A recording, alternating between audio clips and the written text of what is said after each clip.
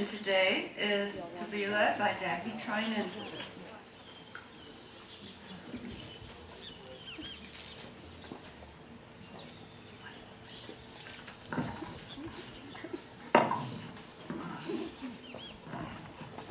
Good morning.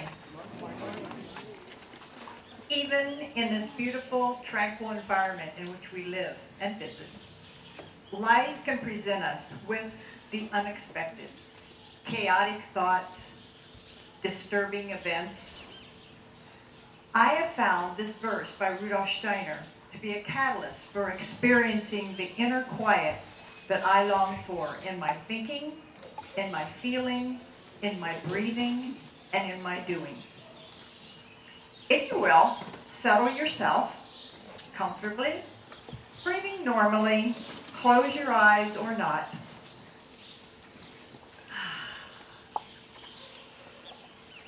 Quiet I bear within me.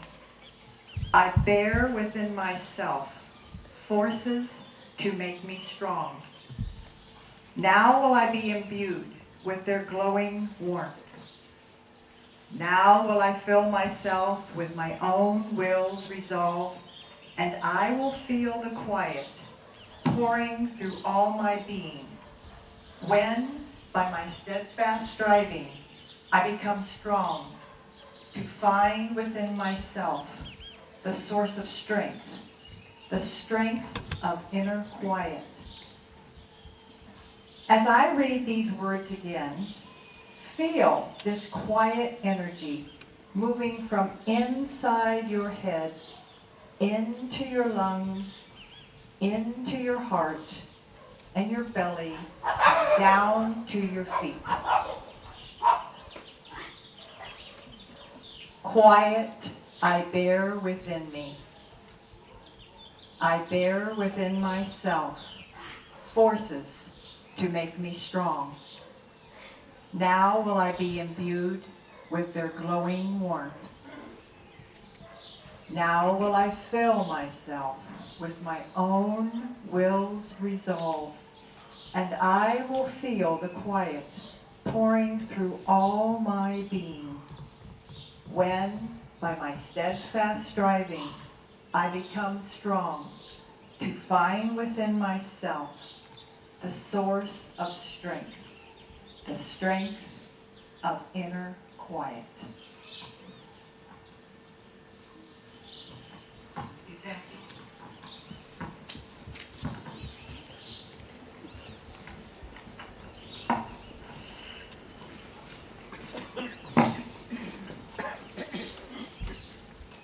Well, somehow I seem to have lost our introduction to our illustrious speaker, Karin Miles. Okay, I will have it in. Oh, I think I just found it. Just found it, Jim. Thank you. Karin Miles is talking to us about making friends with dementia.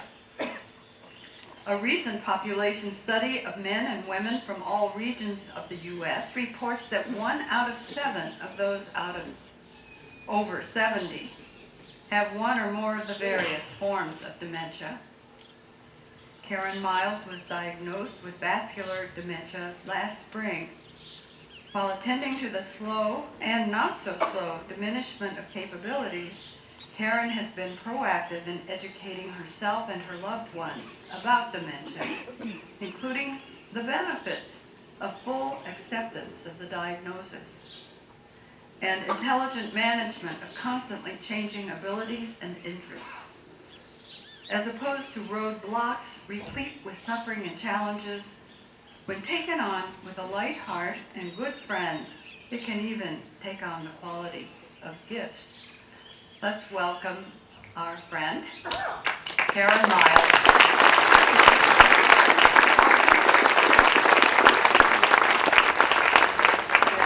Yeah, kind of neat. Well, no. What do you need? Do you need a background back to hold up your talk? No, I think let's I'll do it. take this away then. Okay. Hello. Hello. Am I live and everyone can hear? Yeah. Good. So thank you, Margaret, especially for the humor. A sense of humor is pretty darn helpful when traveling on the dementia path, either as a sufferer or as a caregiver. Happily, along with considerable difficulties, there are lots of funny things that arise from thoughts, words, actions. So having a sense of humor is really and truly an asset. As Margaret said, I was diagnosed with vascular dementia a year ago this month. It was not a surprise. Not only did both of my parents have very serious vascular issues, which included very long lives, oddly enough, but I was diagnosed with hypertension at age 16. Even though I have taken prescription drugs for hypertension every single day for 56 years, only in the last 6 months have I been prescribed a medication that actually lowered my blood pressure to safe levels. But, you know, too little, too late. The damage has definitely been done. So, the beginning of a dementia drama, which it is most commonly the medical diagnosis. In my case, my husband, David Yutt, pointed out to me one evening that I was regularly telling the same stories over and over and over, completely oblivious to the fact that I was repeating.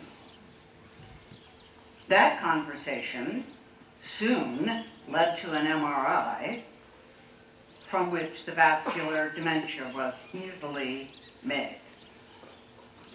So that diagnosis last March kick-started planning the rest of our lives, or actually, more truthfully, replanning the rest of our lives. But happily, David and I are not alone on our journey. Dementia is a shared event in the lives of an ever-expanding cadre of people. The Alzheimer's Association reports that 1 in 8 of us over 65, that is 13% of us, will be diagnosed with dementia. Of those over 70, 1 in 7, or 13.9%, will develop dementia. When we consider that each person with dementia has at least one significant caregiver, we can see that the percentage of people directly impacted by dementia doubles to nearly 30% of those of us 70 and over. 30%. In other words, there are a whole lot of us who, along with our partners and our closest friends, will be managing the long and lonely journey between diagnosis and the end of life.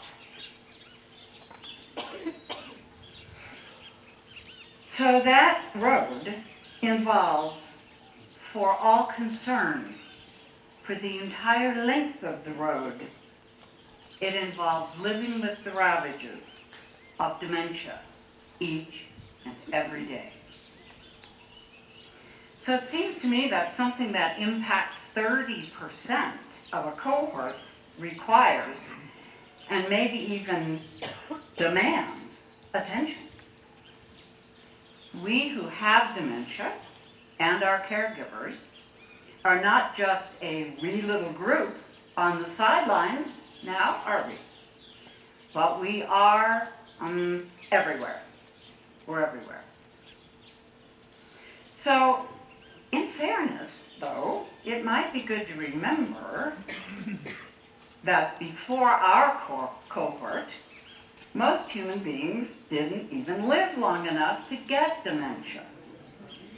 So this particular suffering in this particular time is a byproduct of modern medicine's gift of longevity. So the most common types or forms of dementia are vascular dementia, Alzheimer's, dementia with Lewy bodies, which often is associated with Parkinson's, frontotemporal dementia, and a catch-all called mixed dementia. It is, I understand, not uncommon for a person diagnosed with vascular dementia to develop another type or two along the way. So I'm actually really looking forward to that part. So, dementia is considered both a medical condition and an interpersonal condition. Interpersonal because the patient's loved ones, and most especially their partners, possess the ability to influence the development of the disease process through the quality of their caregiving. So let me do that sentence again. It's the most important sentence I will deliver today. Dementia is considered both a medical condition and an interpersonal condition. Interpersonal because the patient's loved ones, most especially their partners, possess the ability to influence the development of the disease process through the quality of their caregiving. So a question that comes to mind then is, as one of the recently diagnosed ones, is how in the world our partners and our friends are supposed to learn what is helpful and what is harmful. How do we, the recently diagnosed, learn what is helpful and what is not? The answer, of course, as it always has been, is education. Those of us in the early stages of dementia and all caregivers really must educate ourselves. But what good fortune! The entire world and everything that anybody knows about anything is online. And of course, there are cajillions of helpful books available, hardback, paperback, ebooks, whatever, and endless other resources. And in my short time dealing with these issues, I really have found that the Alzheimer's Association is an unbelievably fabulous resource.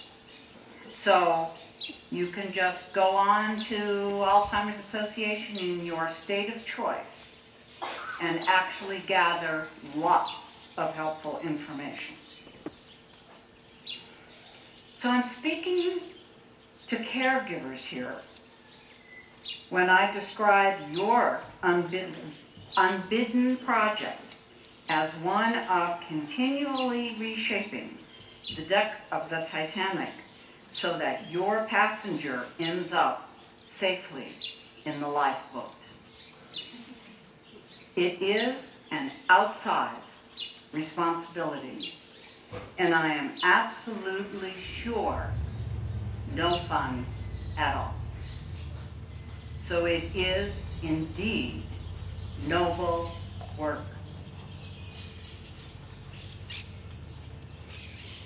Obviously, those of us who have been diagnosed in the early stages can and should educate ourselves to whatever degree possible. But our single biggest required task is accepting our circumstance. So I can say to you, it's not easy, but I do think it's doable. It's a tough one. Just know that. So here's the reason it's tough. One of the painful parts of dementia is that before our diagnosis, we experience ourselves as vital, intimate partners in our closest relationships. And then, poof, we wake up one day to discover that we have become a liability. Kind of like a pet or a mortgage. We have suddenly become something that needs to be managed, that needs to be maintained. Big switch. So, as you know, as we all know to some degree, the most prominent aspect of dementia is disruption of memory. So, as it turns out, we have 3 types of memory: episodic, procedural, and prospective. Episodic memory is our autobiographical knowledge, stuff that has happened in our life, and mainly that's held in middle and long-term memory. The second one, procedural memory, is remembering how to do something. You know, like taking a shower, making a scrambled egg, playing an instrument, using utensils, using tools, and so on. Procedural memory is processed in our subconscious, so that once we have mastered a skill, like for instance playing the piano, no effort is required to retrieve it and put it into action. Other examples are getting dressed, driving a car, or eating a meal. Although, I must say, even though I'm still driving, that's pretty scary, right? But anyway. And actually, so this is where education helps. One morning, I was reading dementia literature on my computer, and I read the sentence that skills that you had before your dementia diagnosis are often unharmed, and you can bring them back up again. So I thought, think. What did I used to know how to do? Well, I couldn't hardly remember. Then I thought, oh yeah, that's right. When I was a teenager and in my early 20s, I played the piano. Wow. So I need a piano. And you know how that worked out was, by the end of that day, thanks to the Buddhist Heart of Awareness community, I walked into my house and there was an 88-key piano keyboard. An amazing thing. And I pulled out my book of classical music, turned to page 31, and began playing. So I'm 72, and probably the last time I played the piano was when I was 22. I'm thrilled. I'm completely thrilled. So come over and listen to me play the piano anytime. So, prospective memory, the third category, is remembering to do something later. Uh-oh. So, prospective memory involves, first, forming the intention to do something later. Next, getting sidetracked by something totally unrelated. And then, without a prompt, remembering to return to the initial intention. So, it's important to know that prospective memory. And just because you've heard it here today, you may notice the next time you pull off track, and then say, where was I headed? Started off. So, there are some things that exacerbate memory problems in we with dementia. Those are anxiety, worry, stress, and depression.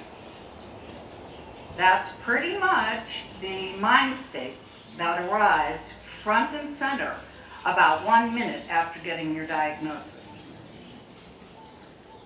Anxiety, worry, stress, and depression just come bubbling up. Other cognitive processes are negatively affected over time as well. Planning, solving logistical problems, keeping track of time or days of the week, maintaining stable spatial awareness, and more. And as if those were not really enough, dementia brings with it our favorite: confusion, increased problems with sight and or hearing. I have hearing loss. Difficulties using numbers correctly. Loss of directional sense, which I have to say I've always had, and more. However, and importantly, there are two primary arenas in which those of us with dementia can find solace. The first is the spiritual realm, or whatever it is that we call that which gives us a sense of meaning. For me, without the slightest doubt, it has been 34 years of dedicated study and practice on the Buddhist path. There are no words to express the depth of my gratitude for that piece of good fortune in this lifetime. So here's the beauty of having found myself on that path. For 3 decades, I have been practicing with the breath, returning to the present moment over and over and over, 7 billion times and still counting. Well, with dementia, soon I'm likely to be in the present moment all of the time. So how perfect is that? I think that's probably an added bonus. I also think that the years of metta, or loving kindness practice, will continue to serve me well, and others in my midst as well. So, after we receive a diagnosis, hopefully someone will come along and help us reflect on the totality of who we are, seeing that we are so much more than a cognitive self. We are also emotional beings in relationship with others, and spiritual beings in relationship with the divine or transcendent. The other realm in which people with dementia find solace is the animal realm, because animals love unconditionally.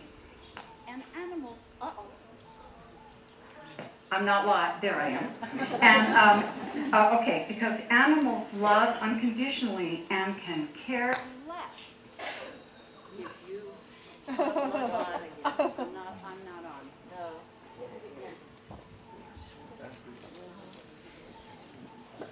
I suppose I'm supposed to know what to do.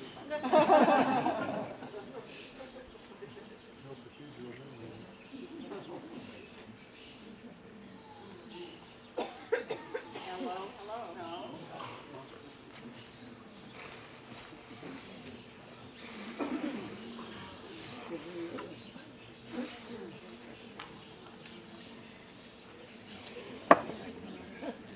time to talk.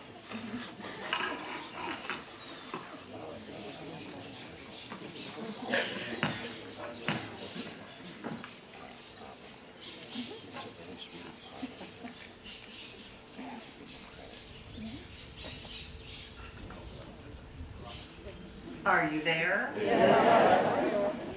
Okay. The other realm, second realm, in which people with dementia can follow us is the animal realm. Because animals love conditionally and can care less if you forget their names. That's why we have pets, right? But check this out.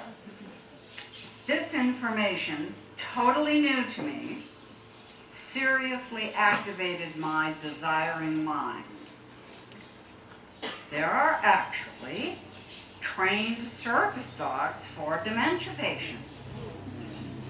That would be, let's see, dementia doggies. Yep, I'm totally nuts about this whole idea. There are training centers in Israel and Scotland, and likely other places as well.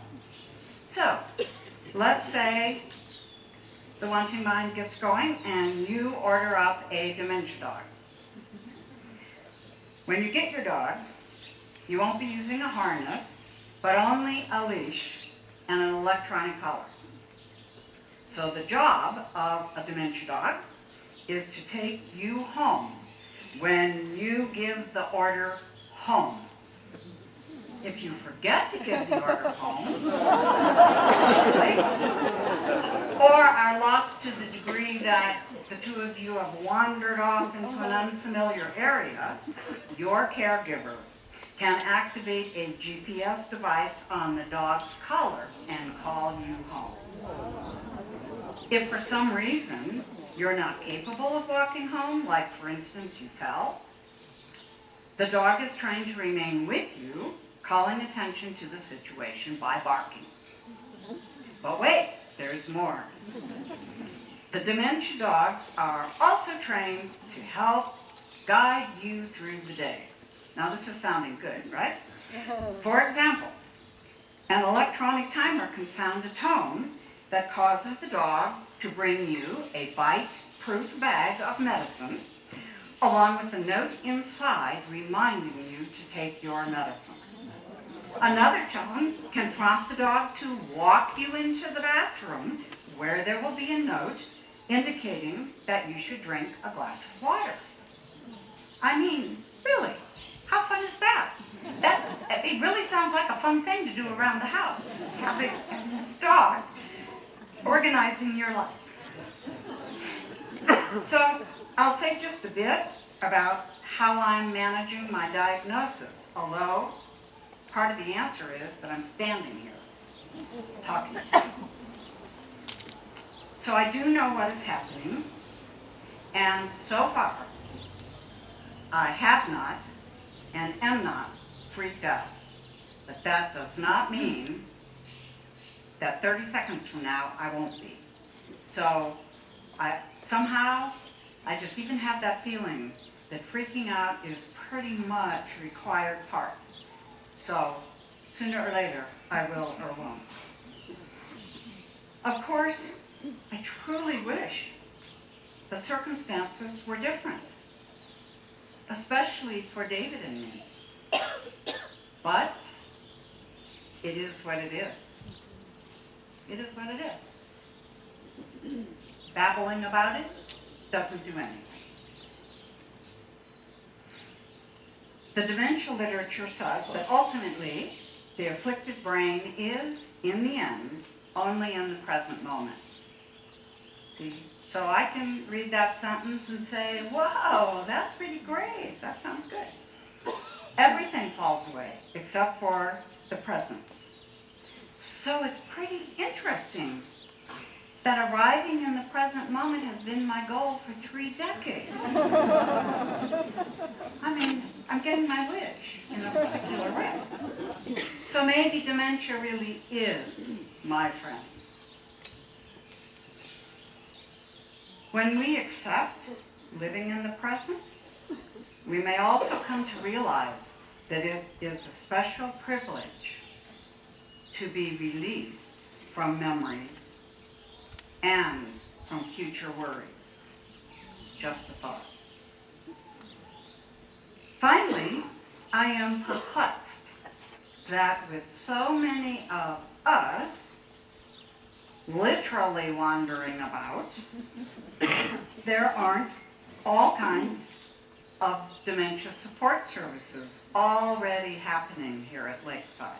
But there are not.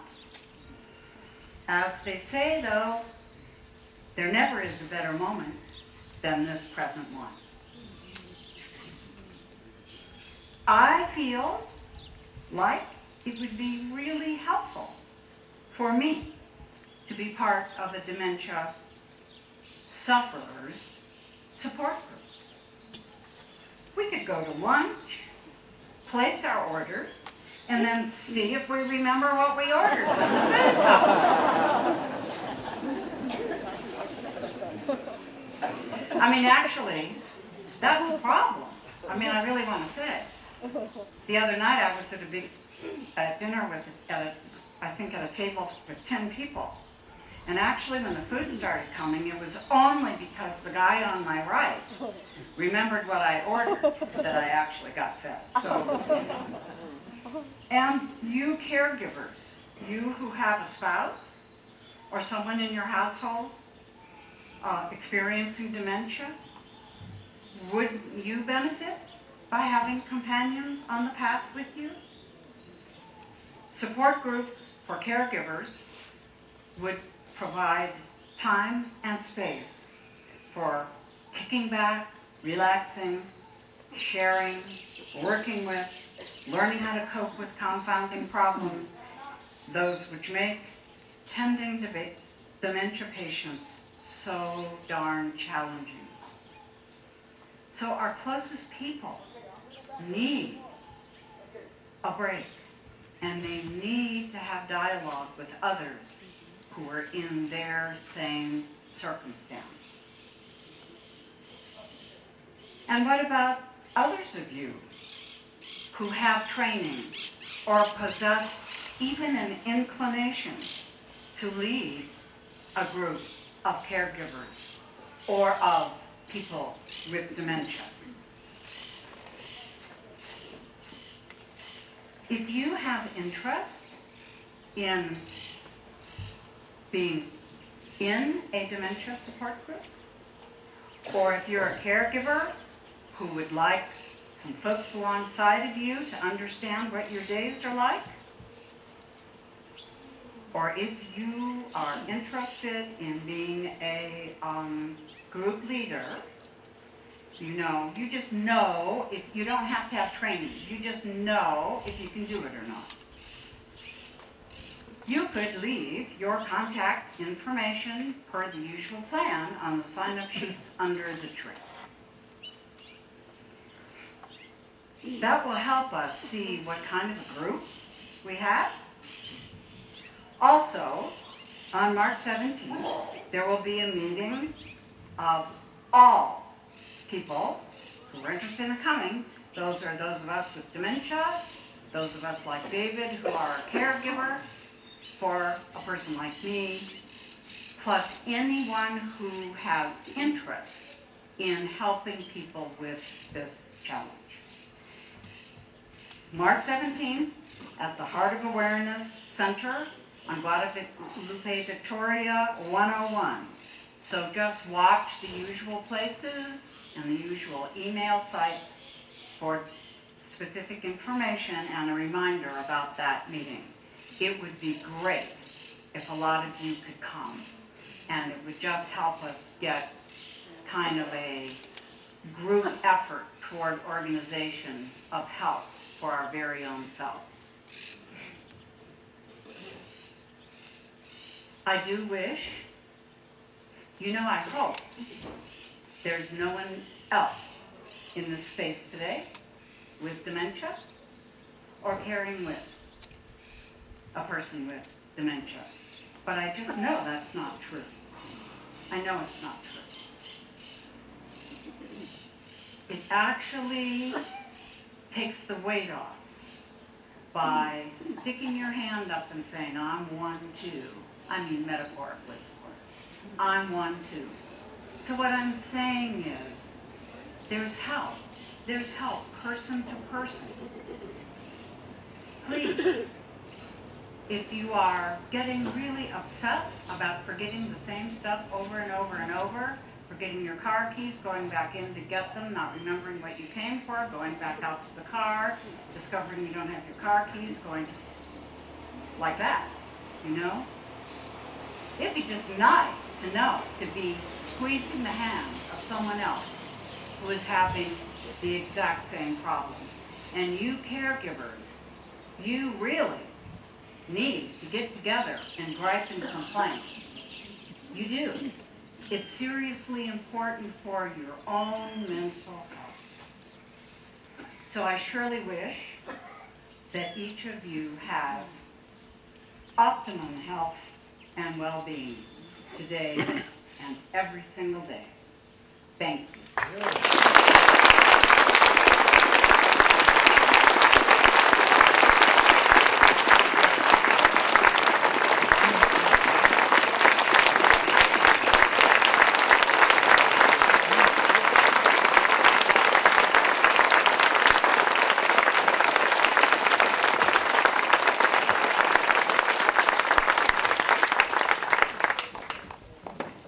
Thank you.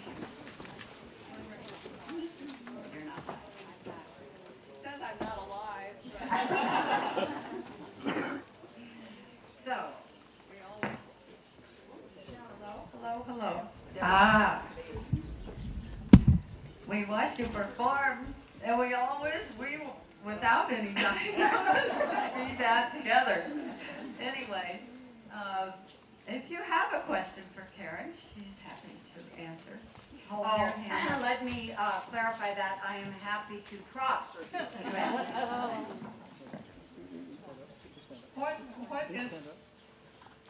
What is the one best thing that a caregiver can do for her spouse that may be suffering from dementia?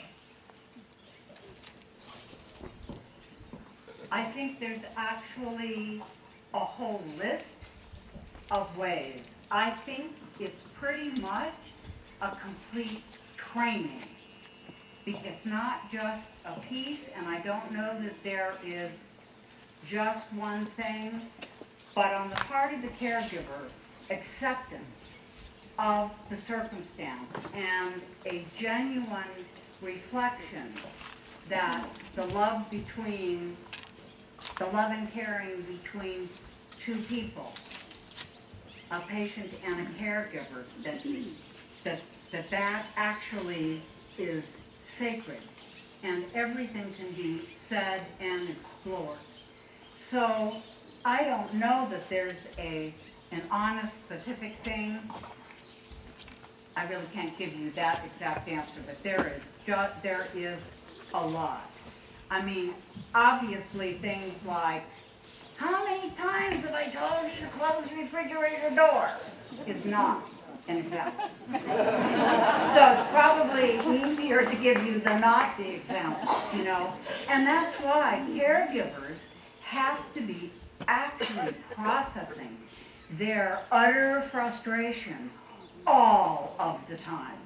I would say there's not a single way to say that it's harder to be a dementia sufferer or to be a dementia sufferer's caregiver. No, it's a big old assignment. Either way. Up here, on your right, Karin, up here. Where? Yeah. Thank you so much for sharing today, and especially your sense of humor. My question to you, because I know you've done a lot of research, is have you heard of 23andMe gene study, which identifies the mutation that causes dementia? Well, this is really fun because the answer is yes, and I did that last year. I sent in all my stuff to 23andMe. Actually, a day before the government cut them off from being able to send medical information to people. I looked at it again yesterday because I became curious about this same question. So, my genetic report said that I have a 12.5% chance of developing Alzheimer's. So it's like, oh yeah, good. So that was really good I did that. But really, I'm not sure how helpful that information actually is. It's fun because you can answer questions in public, but you know. There you go. A question here. I don't know where you are. Right over here. I got it, yeah. What are some of the recommendations for exercise, nutrition, vitamins from the medical research that's been done so far? Well, you guys are asking me probably more questions than I know. I know something about that. The most important exercise is walking, walking, walking, walking, walking, and then walking some more. The idea, and I'm speaking here of vascular dementia, guys. Really, I focused on that because that's my issue. So for me in particular, getting oxygen to the brain is really important. So heart rate up as much as possible. I mean, I think there's no such thing as walking too much in a day. Maybe walking too hard might be something, but the more your heart rate is up in the course of 24 hours, the better your brain is going to function. You know, actually, the little pieces that I've seen about nutrition don't seem that exciting to me. Actually, I didn't learn anything that would predispose me to change my diet, for instance. So, you know, so yes, so, you know, I do take some supplements, although actually I have found that it's possible in thinking about being even better and better to end up with 12 supplement bottles on your bathroom counter. So, you know, and then that just seems to me that it's playing in the worry and whatnot. And then one day we change all of our supplements because we've just read some other thing and a whole set of other supplements are better. So I don't want to miss out on supplements though. So what I've done is limit myself to 3. Fish oil, curcumin, turmeric, and of course I can't remember the third one.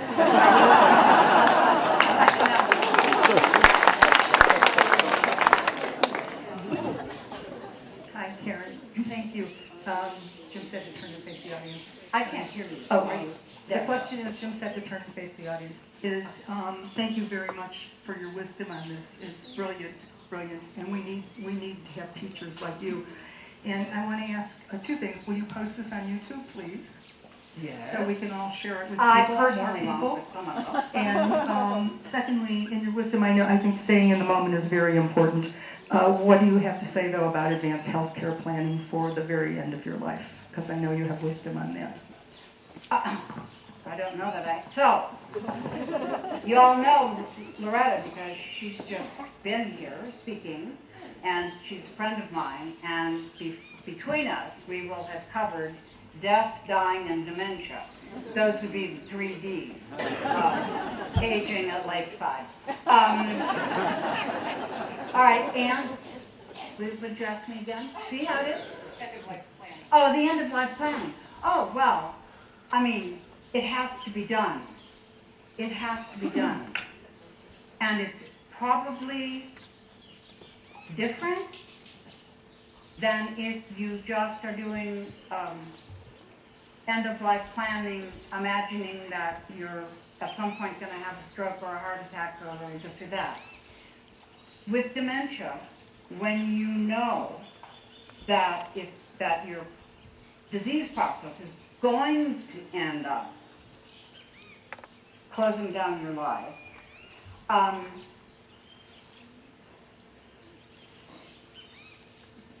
when you actually know it, it comes closer into view about what you think you might want. You see, I mean, it is complex, and I would say that I don't even have the answers yet, because I mean, I could make a plan for being hit by a bus next week. But I don't know if I end up like with my mother, age 96 in a nursing home, has been demented for 20 years, not knowing one thing. There's no end-of-life plan for her. I personally don't have, will I have some more strokes next week and be completely out of it by next Sunday? Maybe. If I haven't made some arrangements before next Sunday for what then happens to me, what will happen? So I guess what I can say about it is, I have written out, I've now had to do it again, because I wrote out all my end-of-life stuff before my diagnosis. I have not done it since, but it has changed enormously, as you can imagine. So I must do that. And because Loretta is still in town, I'll definitely do it before she leaves town.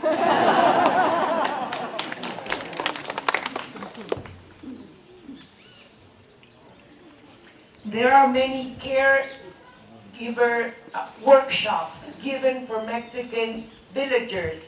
These are done by the Mexican government. I know at least of 2 in Chapala, plus other foreigner planned caregiving workshops. I know from a university in Guadalajara that a caregiver for a dementia person can only take 2 weeks at a time, and they are very well paid. Wow. So this, sadly to say, can be a source of job creation for Yes. the community. Yes. I know a wonderful caregiver who cannot find a job. Right now she's a wonderful housekeeper who makes 60 pesos an hour. And we can't even find a job for her to be a caregiver and change diapers and cook and be loving, and she's honorable, and people are shocked because we want 80 pesos an hour. So keep it in mind, the loving kindness that most Mexican villagers have can be put to good use, keeping in mind that it's only 2 weeks and then somebody else has to come in. That person has to have a break and then she can come back. Yes. And the caregiver I am talking about speaks basic English. Yeah. Thank you very much. Over to the right. I got one.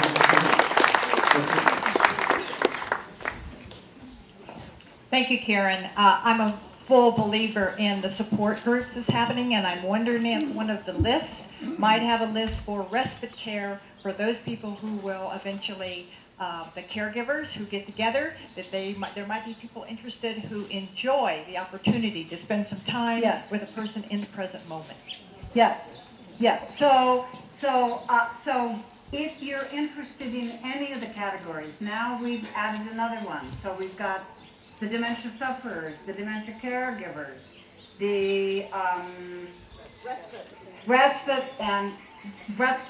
workers, leaders, and facilitators to help run the group. I mean,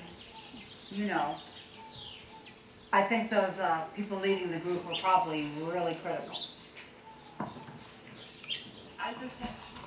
I just have a quick question. What time is the meeting?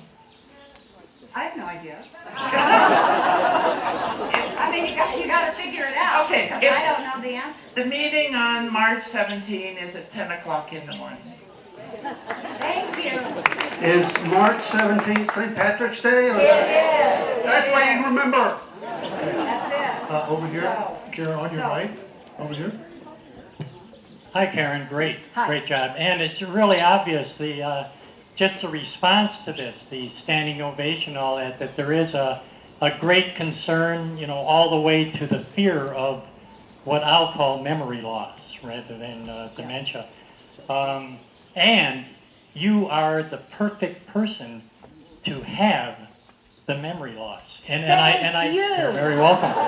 And I put emphasis on have. You have it. It doesn't have you. Yes. And Good. it's Ooh, wonderful. I like that. And since I'm a physician of a different but but complementary to the allopathic approach to memory loss, which is called dementia in that sense. I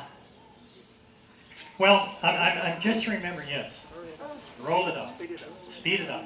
Thank you very much.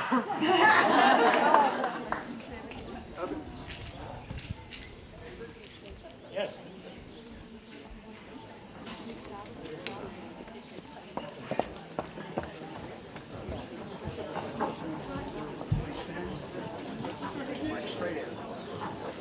Yeah, thank you, Karin, for your presentation. Just a little story about an incident I dealt with. I have had a friend for 40 years, and he was, you know, we talk about spouses being affected by it. I had a friend for 40 years, and we always talked very often, and he was in a seminary for years. He was the director of a Bible school. He was diagnosed with dementia with Lewy bodies about 2 years ago. And I was able to talk to him. He was still fine for so long, and even this past Christmas, I was able to talk to him, and he was fine. And then, about a month later, it changed so very quickly. He started to ask his wife, where was his wife? Where's Loretta? Why have you hidden my wife from me? And then he started to see her as that character. Remember the character from One Flew Over the Cuckoo's Nest, Nurse Ratched? And there was one incident, which it drew to an end, where she heard him at nighttime at the door, and she went to see what was going on, and he says, leave me alone, I don't know who you are, you're keeping me from my wife, and then he pushed her. So the time came for them to have to come up, for her to come up with an option, and then she was blessed in as much as she found a home, a place that was secure, that was 5 minutes from her home, but that created another issue, is double financing. She had to maintain her house and maintain him. And one thing I'll say about down here, the entrepreneurial spirit of the Mexican culture, I'm sure there will be facilities coming up to kind of provide secure areas for people with Alzheimer's to live, and it can be visited. And one big advantage of being down here, you don't have to worry about having Alzheimer's and getting out of the facility and freezing to death.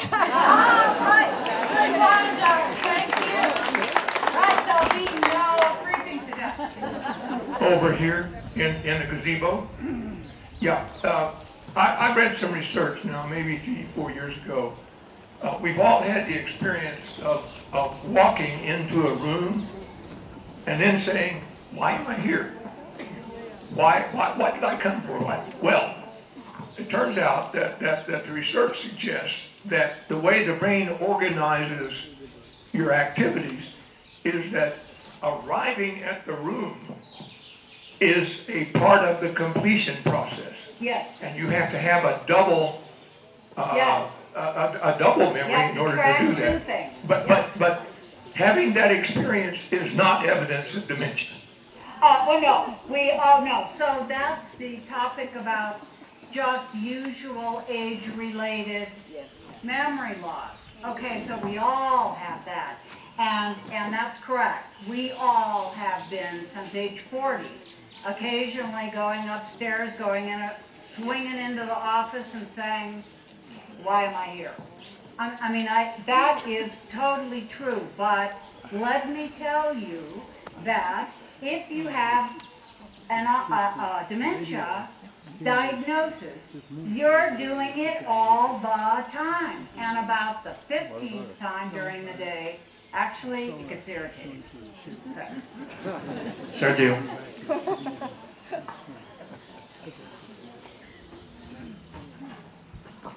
Well, I think that try to be happy 20 hours a day, smile. Don't forget to see the moon. I think that helps us. Yes, thank you very, very much. We have one back here now. Thank you for the presentation. I'm wondering if you either read the book or saw the recent movie Still Alice, and if you feel that was an accurate representation. Well, I do think it was an accurate representation of what she had, which is actually different than what I presently have. So, accurate representation is really a bad place to head, I think. I don't think it'll end up being helpful. I mean, really, we look at whoever she was, I don't do movies much, whoever she was, and still Alice, I mean, that was pretty much a lovely story. Really, it was done in a lovely way, and it looked like her life was just like really okay. But I'm not going to stand here and say I therefore think that my life or your life would be like her life. So it just depends. Karen here on the left. On the left, there. Thank you, Karen. I wouldn't have missed this for anything. Wonderful presenter, and I really applaud your courage.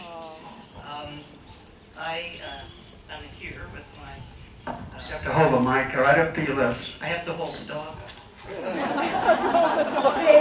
that's what I was saying about that. The dog has a question. The dog has been with us just about as long as the disease. I'm the caregiver. It's my husband, Alex. This is our dog, Annie, who's been absolutely wonderful. And what I wanted to say was that in terms of caregiver support groups, Valerie Rhoda has one, as you're probably aware. Yes, I'm aware. Your husband has joined us. Yes. And it's absolutely superb because we laugh our heads off, and it's so valuable. Yeah, excellent. Hey, that's it. Laughing your heads off is actually one of the curative pieces. And honestly, funny things, when you're in a house with your dementia person, all kinds of funny things are going to happen all the time. So don't lose your sense of humor. One last question over here.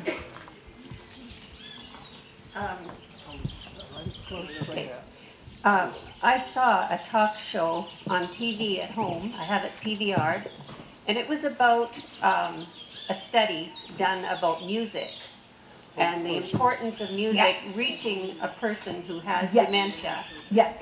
And they suggested to tape record all the person's favorite songs. Yes. And play for them. Have you heard of this? Yes, I just read that, and it's my own experience as well. And it's my own experience as well that music, either playing or listening, is super important. David and I are bluegrass gospel fans, which is really a good side business for a Buddhist. But actually, we have a wonderful time in the evening. We sit and sing bluegrass gospel together. Oh my gosh, it just completely opens my heart, calms my mind, everything. Music is super important. Super important. And I'm speaking here of the person with dementia. I don't know how it is for the caregiver. Okay. Thank you, Karen. It was wonderful.